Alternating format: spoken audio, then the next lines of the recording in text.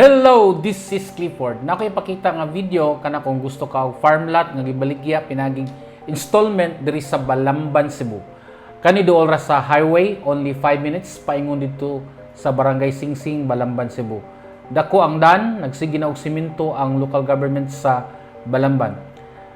Dili kini ordinaryong farm lot kay kini himuan og swimming pool, basketball court, tennis court, clubhouse, multipurpose hall, children's playground, water og electrical connection.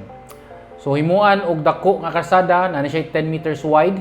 So isi ka kilid dunay planting strips, drainage og pathway.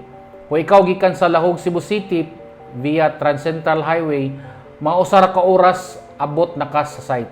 Busa kung interesado ka ani nga farm lot subdivision diri sa Balamban, Cebu, palihog ko og sign up sa ubos para mahatan nako ang dugang detalye unya para makaschedule pod ka sa actual site viewing. Okay, so daghang salamat.